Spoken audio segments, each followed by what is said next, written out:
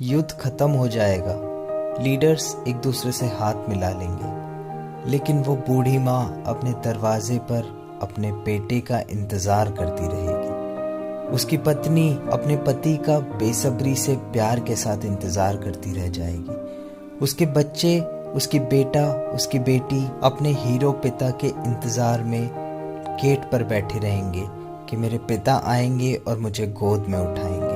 मैं ये नहीं जानता कि इस देश को बेचा किसने है, लेकिन मैं ये जानता हूँ कि इसका कर्ज किसने अदा किया है। Deadly Russian onslaught in Ukraine appears to be intensifying this Wednesday, targeting the country's largest cities. As Russian commanders intensified their bombardment of Ukrainian urban areas, Russian forces attacked a television tower in Kiev. Satellite images appear to show a 60-kilometer convoy of military vehicles approaching from the north of the city. The Russian Defense Ministry warned residents in Kiev to leave their homes, saying that Russia would also strike sites belonging to Ukraine's security service. नमस्कार दोस्तों, मेरा नाम है वैभव मिश्रा और मैं अपने channel पे आपका स्वागत करता हूँ। यूक्रेन और रशिया की वॉर बहुत ही ज्यादा एक परिस्थिति खराब हो चुकी है। इंडिया पे भी इस वॉर के डायरेक्ट और इनडायरेक्ट इम्पैक्ट्स दिखने लगे हैं। बहुत से ऐसे लोग हैं जो इंडिया से क्वेश्चंस कर रहे हैं कि आपने यूएनएससी में एब्सटेन क्यों किया, आपने रशिया के अगेंस्ट में वोट क्यों नहीं दिया। इंडिया में 98%, 99% लोग यूक्रेन को सपोर्ट कर रहे हैं बिना जाने कि क्या रशिया की गलती है या यूक्रेन की गलती है। मैं इस वीडियो में ये नहीं बता रहा हूं आपको कि रशिया सही कर रहा है या यूक्रेन गलत है, लेकिन इसकी जड़ को जानना जरूरी है, ये हो क्यों रहा है। तो आइए वीडियो की शुरुआत करते हैं। शुरू से अंत तक समझने की कोशिश करेंगे कि हिस्ट्री क्या थी, ज्योग्राफी क्या है, इंटरेस्ट क्या है रशिया के, क्यों अटैक शुरू हुआ, क्यों वॉर शुरू हुई, क्या इंटरनेशनल पार्टिसिपेंट्स हैं इसमें। आइए शुरुआत करते हैं वीडियो की। इस कॉन्फ्लिक्ट की हिस्ट्री जानने से पहले हमें यह जानना पड़ेगा कि इंटरेस्ट क्या है रशिया के, क्यों रशिया ने इतना एग्रेशन शो किया और क्यों ये वॉर 20 मार्च के बाद स्टार्ट हुई, जब चाइना में इंपॉर्टेंट स्पोर्ट्स इवेंट्स चल रहे थे। हम जानते हैं, तो इसको भी हम कंसिडरेशन में लेंगे। लेकिन अभी आइए जानते हैं कि रशिया की इंटरेस्ट आखिर है क्या, क्यों एक प्रोएक्टिव अटैक कर रहा है, प्रोएक्टिवली वॉर कर रहा है, इतने सारे इकोनॉमिक सैंक्शन झेल भी रहा है, फिर भी वो अपने वॉर को रोक नहीं रहा। इसका एक बहुत ही कुछ अंदर की बात है जो हम कोशिश करेंगे इस वीडियो में इनडायरेक्टली। सबसे पहले आप अपनी स्क्रीन पे मैप देख रहे हैं यूएसएसआर का। ये वही यूएसएसआर है जो 1991 में टूट गया था, जिसका सक्सेसर स्टेट रशिया बना था। यूक्रेन इसका एक पार्ट था पहले भी, जिसमें और भी देश थे, लाटविया, लिथुआनिया, पोलैंड। लेकिन यूएसएसआर के टूटने पे तो बहुत से देश थे, लेकिन सिर्फ यूक्रेन क्यों टारगेट है रशिया का, इसका भी जवाब आपको इस वीडियो के एंड तक मिल जाएगा। जब यूक्रेन सोवियत यूनियन का पार्ट था तो आप इसकी स्ट्रेंथ, उसकी एग्रीकल्चर इंपॉर्टेंस इतनी ज्यादा थी कि 53% ऑफ द टोटल प्रोड्यूस जो भी यूएसएसआर में सप्लाई होता था वो यूक्रेन से अकेले आता था। उसके अलावा यूक्रेन की जो ज्योग्राफी है, यूक्रेन की जो मिट्टी है, यूक्रेन में जो न्यूक्लियर मटेरियल अवेलेबल है, स्पेसिफिकली थोरियम, ये बहुत ही ज्यादा इंपॉर्टेंट है न्यूक्लियर पावर्स के लिए। इसके अलावा एक बहुत बड़ा रीजन ये भी है कि जो यूक्रेन है वो ओपन होता है ब्लैक सी पे। आप जैसा मैप पे देख पा रहे हैं अपनी स्क्रीन में, ब्लैक सी पे ये ओपन होने के कारण स्ट्रेटेजिकली बहुत ही ज्यादा इंपॉर्टेंट हो जाता है।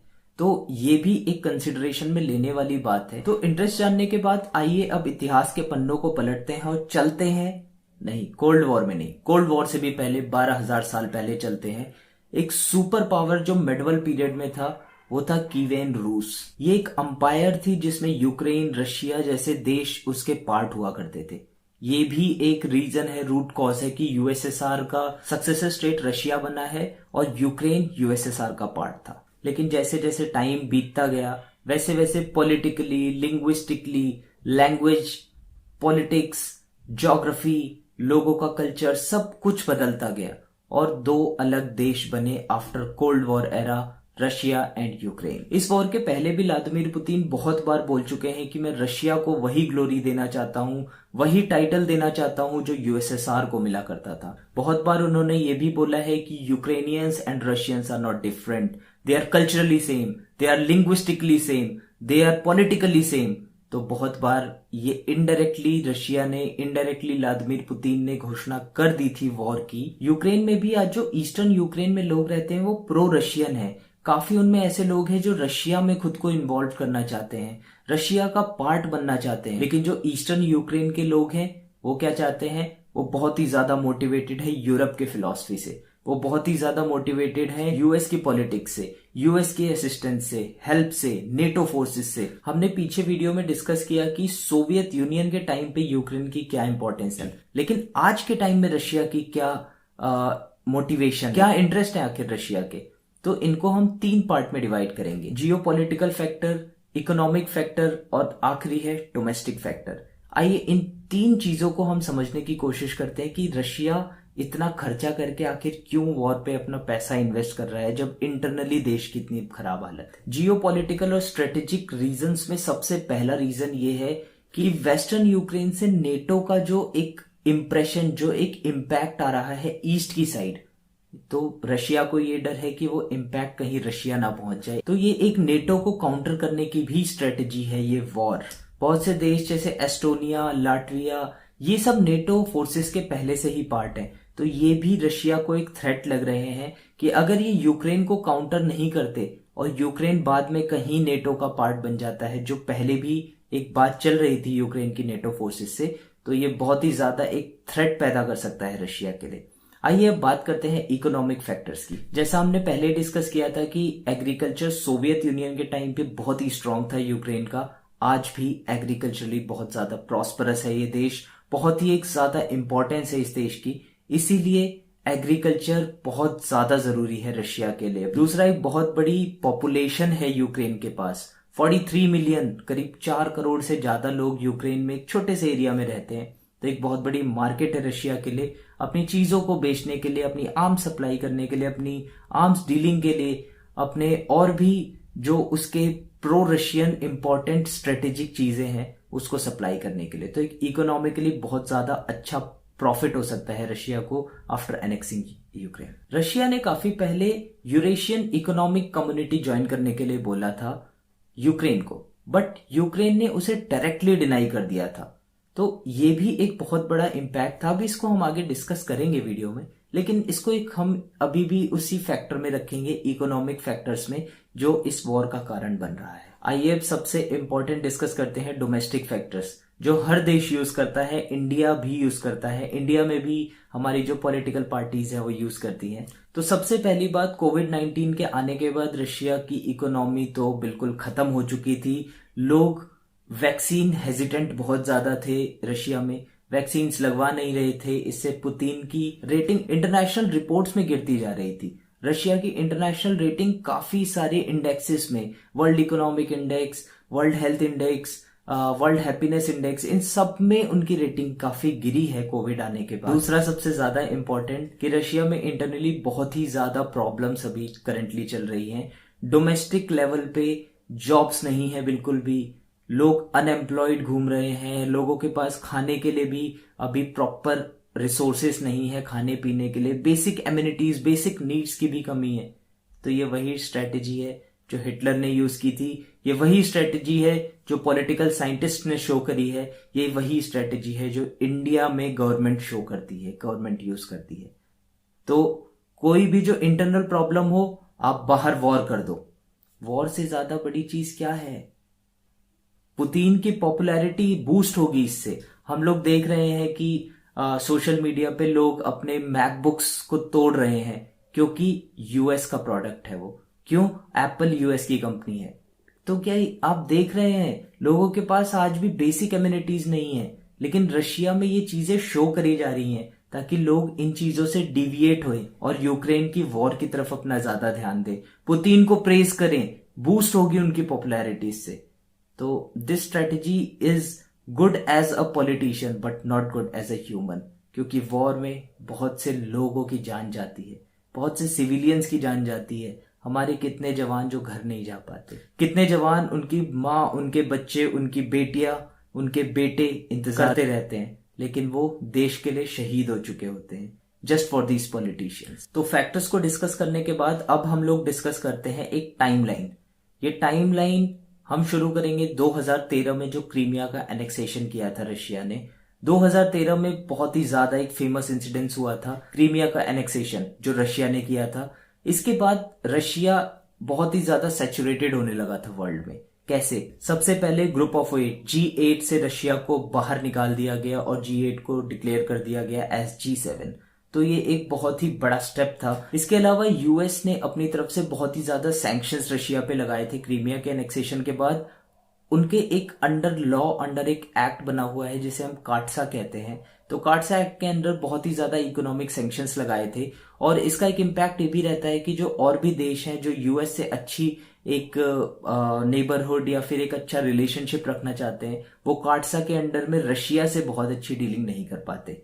तो रशिया को इकोनॉमिकली सेपरेट करने की, इकोनॉमिकली रिजर्व करने की टैक्टिक है काटसा के थ्रू। इस 2013 के क्रीमिया एनेक्सेशन के बाद 2014 में लुहांस्क और डोनेस्क ये दो ऐसे रीजन है यूक्रेन में जहां पे एक सिविल वॉर छिड़ गई थी। 2015 में इसी सिविल वॉर को काउंटर करने के लिए ये जो एक डोमेस्टिक या फिर इंटरनेशनल वॉर्स जैसी स्थिति बन रही थी, उसको मीडिएट करने के लिए जर्मनी आता है बीच में, फ्रांस आता है बीच में और एक मिन्स्क अकॉर्ड साइन किया जाता है बिटवीन रशिया एंड यूक्रेन। और यूक्रेन को बोला जाता है कि आप ये जो दो रीजन है लुहांस्क और डोनेस्क का, तो इनको थोड़ी सी और ज्यादा ऑटोनॉमी दो, क्योंकि यहाँ पे प्रो रशियन लोग ज्यादा रहते हैं, वो लिंग्विस्टिकली भी रशियन है, तो आपको उनको ऑटोनॉमी तो देनी पड़ेगी। और मिन्स्क अकॉर्ड काफी हद तक सक्सेसफुल भी रहा था, लेकिन 2016 में बहुत ही एक ज्यादा एग्रेसिव नेचर शो किया नेटो फोर्सेस ने। नेटो फोर्सेस सारी जगह सारे बॉर्डर्स पे लगा दी गई थी, जो भी नेटो कंट्रीज हैं जैसे पोलैंड, लाटविया, एस्टोनिया। तो ये भी एक थ्रेट देखा गया रशिया के द्वारा। आप भी अगर इंडिया पे भी अगर चाइना और पाकिस्तान अपनी आर्मीज लगा देंगे, कितना हम परेशान हो जाते हैं जब चाइना अपनी आर्मी लगा देता है हमारे बॉर्डर्स पे। तो रशिया का भी काउंटर करना एक जायज स्टेप माना जा सकता है यहाँ से, क्योंकि सिक्योरिटी अपने देश की एक राइट है, हर एक देश का, हर एक पॉलिटिकल पार्टी का, हर एक सिविलियन। इसके अलावा नेटो और यूएस कंटिन्यूअसली यूक्रेन को आर्म्स सप्लाई कर रहा था, continuously rocket launchers, tanks, Apache helicopters, ये सब बहुत सारी रिपोर्ट्स आई हैं जिसमें बहुत से बड़ी एक इन्वेंटरी, बहुत बड़ी आर्मी डिलीवर करी गई है यूक्रेन को यूएस और नेटो फोर्सेस की तरफ से। तो ये भी एक काउंटर अटैक माना जा सकता है जो रशिया के थ्रू देखा गया कि उसकी एक इंटरनल सिक्योरिटी और इंटीग्रिटी को थ्रेट पहुंच रहा है। तो ये भी एक एक्सप्लेनेशन रशिया दे सकता है कि इसलिए मैंने वॉर करी है। लेकिन इसके अगेंस्ट में इसको काउंटर करते हुए रशिया ने भी कम नहीं करा। रशिया ने भी साइबर अटैक्स ट्राई करे 2017 में, 2016 में, इवन 2019 में भी। कोविड एरा आने के पहले रशिया ने बहुत से साइबर अटैक्स ट्राई करे। पेट्या एंड नॉट पेट्या नाम के रैंसम वेयर्स भेजे गए, बहुत ही बड़े अमाउंट का रैंसम यूक्रेन से लिया गया रशियन एजेंसीज के द्वारा। एक एनजीओ दावा करता है कि ये जो रैंसम लिया गया है ये $493 लाख मिलियन का लिया गया है। ये एक बहुत बड़ा अमाउंट है, तो हम मान सकते हैं इस चीज को कि रशिया का ये स्टेप भी बहुत ही गलत था, क्योंकि इकोनॉमिकली कोविड-19 चल रहा है या कोविड-19 का स्टार्टिंग हो गई थी और लोगों ने बोल दिया था कि ये पेंडेमिक बनेगा, बट स्टिल आप एक देश जो पहले से ही बहुत ज्यादा प्रॉस्परस नहीं है और इकोनॉमिकली डेटर कर रहे हैं। इसके बाद 2019 से लेकर 2021 तक यूक्रेन नेटो का पार्ट नहीं था, फिर भी नेटो फोर्सेस और यूक्रेन की फोर्सेस आपस में आर्मी एक्सरसाइजेस कर रहे थे। ये बहुत ही ज्यादा इलॉजिकल, क्योंकि नेटो कोई देश नहीं है, ये एक ग्रुप है बहुत सारे देशों का जिन्होंने अलायंस बनाया था, जिसमें अगर कोई भी थर्ड कंट्री अटैक करती है किसी भी नेटो के मेंबर पे, तो ये सारी कंट्रियां लायबल होंगी to protect that nation. NATO में पहले 12 देश थे, लेकिन आज के टाइम में नेटो में 30 देश हैं। तो नेटो एक अलायंस है, कोई एक सोवरेन नेशन नहीं है। तो ये मिलिट्री एक्सरसाइजेस करना इज नॉट एक्सप्लेनेटरी। तो हमने एक पूरी टाइमलाइन डिस्कस करी, सारे रीजंस डिस्कस करिए कि रशिया क्यों इंपॉर्टेंट है, क्यों इसने पहल करी। इसमें बहुत से ऐसे पेज और हैं कि ये वॉर 20 मार्च के बाद ही क्यों स्टार्ट हुआ, चाइना का पेज और भी बहुत सारे पेज। इन चीजों को हम और डिस्कशन कर सकते हैं, लेकिन वीडियो बहुत ही ज्यादा लंबा हो जाएगा, इसलिए आप कमेंट करिए अगर आपको इसका सेकंड पार्ट चाहिए, तो रिमेनिंग पॉइंट्स हम उसमें कवर कर सकते हैं। इन चीजों के खत्म होने के बाद जब ये मिलिट्री एक्सरसाइजेस हुई तब रशिया की एक स्ट्रेटेजी थी जो उसने 3 तरफ से घेरा। साउथ से क्रीमिया वाला एरिया जो एनेक्स कर चुका है, नॉर्थ से बेलारूस वाला एरिया जो प्रो रशियन है, हमेशा रशिया का एक अलाई रहा है और रहेगा, और तीसरा जो डोनेस्क और लुहांस्क का रीजन है जो प्रो रशियन एरिया है, वहां इन 3 एरिया से अटैक करना वो रशिया ने शुरू करा, कब्जा करना शुरू करा। आगे क्या हुआ हम लोग बहुत दिनों से न्यूज में देख रहे हैं।